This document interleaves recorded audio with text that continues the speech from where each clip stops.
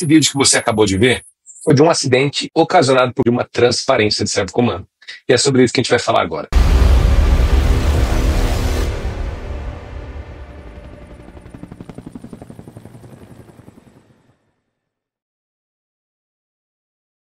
Quando esse vídeo viralizou na internet, eu comecei a receber de alguns seguidores do meu Instagram, e ele tem algumas características que já evidenciam, é claro que não dá para de início falar com certeza a transparência, mas a dinâmica já mostra um pouquinho do que acontece numa transparência de servo-comando. Só que eu poderia morrer com a curiosidade sobre se tratar ou não de uma servo-transparência, porém a Airbus me ajudou muito, porque ela emitiu um Safety Information Notice falando que esse acidente em si, essa aeronave possuía um gravador de dados a bordo e realmente apontou para uma transparência por causa da velocidade. O helicóptero atingiu uma velocidade acima da VNE e, por causa desse motivo, ele acabou ingressando numa transparência. Eu vou explicar um pouquinho com mais detalhes mais para frente. Mas vamos lá, vamos começar entendendo um pouquinho sobre a parte básica e conceitual da transparência de acordo com o que o fabricante traz no manual. O primeiro ponto é, por algum tempo o fabricante considerava que a transparência de servo-comandos era apenas um limitador de fator de carga da aeronave, portanto ela só vinha sendo explicada e muito superficialmente no capítulo 4.5, que é logo depois da parte normal, é uma parte que fala só sobre manobras, e falava lá então um item sobre limite de fator de carga, que, além de constar no item 4 da parte de procedimentos normais, a transparência também consta na parte de limitações, capítulo 2. Os requisitos de certificação previstos na parte 27 de certificação de helicópteros prevê que o helicóptero deve ser certificado para suportar de -1 até mais 3 Gs, sendo que a máquina tem que aguentar pelo menos 2 Gs positivos e ela não deve ultrapassar a sua capacidade máxima de G. Ou seja, no caso do esquilo, deve haver alguma maneira de que o piloto nunca ultrapasse os 3 Gs, porque se assim acontecesse, ele com certeza exporia a máquina a uma condição estrutural muito exagerada, ela poderia se quebrar em voo. Então acaba que a transparência de servo-comando surge como esse limitador. O piloto jamais poderá ultrapassar os 3 Gs, porque em torno de 2.7, 2.67 Gs, a transparência já surgiria e o piloto não conseguiria, a partir de então, aplicar mais fator de carga, uma vez que os comandos agora estão enrijecidos. Então esse primeiro ponto, que é considerando como uma limitação de fator de carga, já é interessante porque a gente entende o que seria a transparência de uma forma técnica. A transparência de uma forma técnica nada mais é do que um momento a partir do qual a pressão de óleo fornecida pelo sistema hidráulico para que ele atue nos servos-comandos, nos atuadores do sistema hidráulico, é superada pela pressão vinda de fora, a pressão externa vinda para a cabeça do rotor principal, também chamada de fator de carga. E, temporariamente, a bomba hidráulica para de fornecer a pressão hidráulica necessária para o sistema operar normalmente, portanto, em questões de segundos, momentaneamente, os comandos se enrijecem. E aí surge a tendência de a aeronave rolar para a direita com o nariz levemente picado, cabrado. O fabricante passou a demonstrar também que ele considera a transparência de servo-comandos como uma emergência. E atualmente, se você for olhar o capítulo 3, que fala sobre emergências, você vai perceber que é muito simples, sem muito detalhamento. Onde é que estão, então, todos os detalhamentos dessa condição? Estão no Safety Information Notes. Eu vou preencher essa parte dessa aula com todos os Safety Information Notes que eu tenho do sistema hidráulico tratando sobre transparência de servo-comandos. Tem boletins aqui muito antigos, mas que reforçam o mesmo conceito do que eu vou falar. Além disso, no manual do fabricante também não consta a explicação de como a gente pode treinar isso na nossa operação. Não está previsto no manual como no suplemento 7 para treinamento do sistema hidráulico ou no suplemento de treinamento de autorrotação.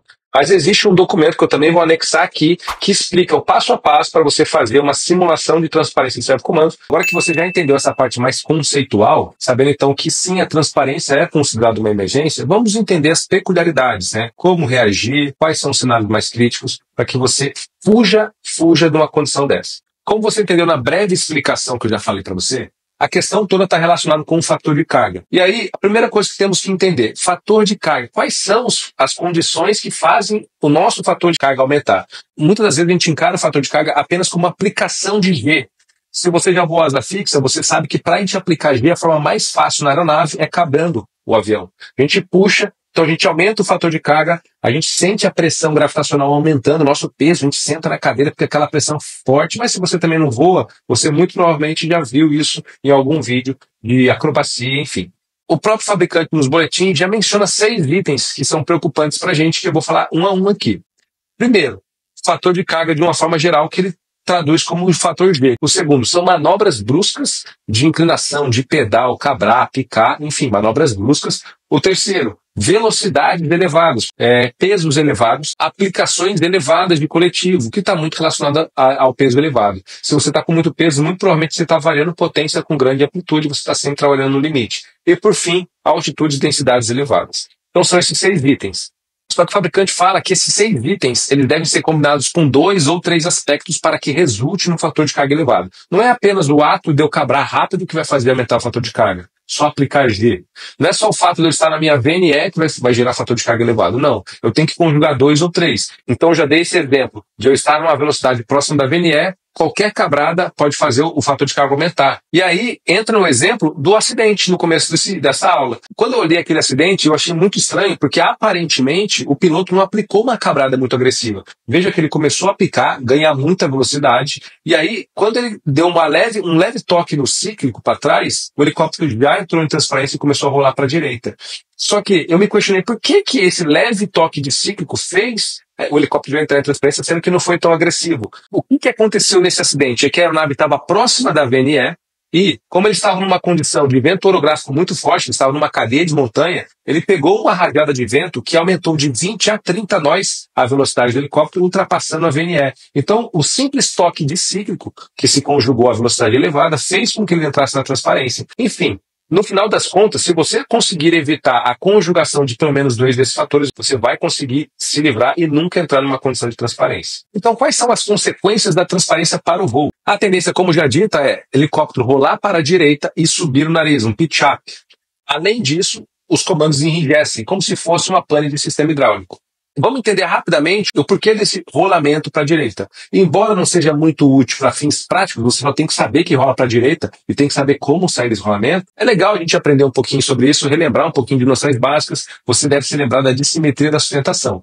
Eu vou usar uma maquetezinha aqui. Eu estou com o helicóptero, o esquilo girando o rotor no sentido horário, ou seja, para o sentido para a direita. A pá que está no meu lado direito é a pá que recua. A pá que recua é aquela que vai sempre no sentido oposto ao sentido da aeronave. Se a aeronave está indo para frente, a que está vindo para trás, no caso do sentido horário, é a da direita. Quando eu tenho essa pá girando no sentido horário, toda essa lateral da direita, por estar no sentido oposto à da velocidade do helicóptero, ela tem uma velocidade resultante menor. Por quê? A velocidade à frente se subtrai da velocidade da rotação da pá.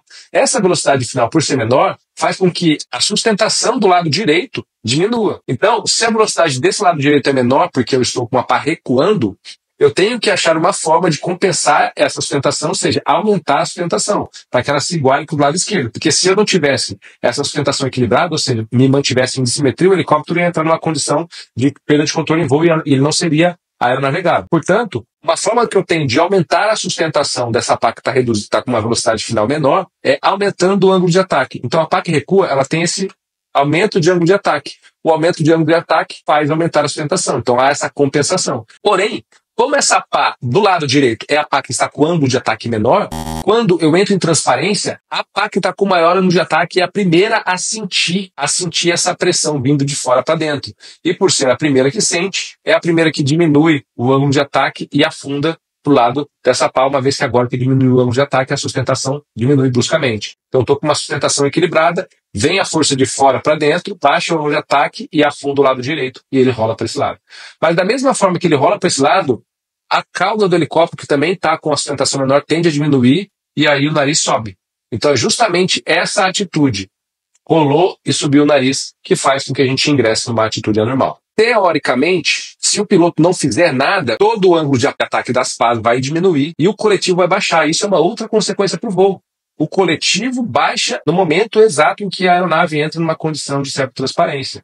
E pelo fato do coletivo baixar e o ângulo de ataque diminuir, isso já tiraria o helicóptero dessa condição anormal de voo. O risco maior é quando a gente está a baixa altura e principalmente próximo de obstáculos. Se eu estou com curva para a esquerda, a baixa altura e próximo de obstáculos, e os obstáculos estão para a minha esquerda, não tem também muito problema, porque se eu entro em transparência com curva pela esquerda, o helicóptero vai rolar para a direita e não vai entrar nos obstáculos para a minha esquerda. Inclusive, é essa a sequência que é ensinada pelo fabricante para o treinamento. A gente deve iniciar uma picada para chegar próximo de uma velocidade em torno de 120 nós, próximo da nossa VNE, e aí iniciar uma curva à esquerda, porque a gente vai rolar para a direita para não correr o risco de entrar numa atitude normal, e iniciar uma cabrada. Nisso que a gente cabrou, o helicóptero rola para a direita, e aí o coletivo baixa e o helicóptero se nivela sozinho. Agora o problema é quando eu tenho obstáculos à minha direita, porque se eu entro numa atitude e o helicóptero rola para a direita, que foi exatamente o que aconteceu ali na cadeia de montanhas com o helicóptero francês, ele vai entrar voando nos obstáculos. E, por estar a baixa altura, ele não vai ter tempo hábil para reagir e tirar o helicóptero da situação de transparência. Por fim, lembre-se, basta aliviar os comandos. O coletivo vai baixar naturalmente e você vai sair da transparência. Se você ainda assim quiser comandar para que ela seja desfeita, baixe você o coletivo e leve o cíclico para o lado esquerdo para manter o helicóptero nivelado.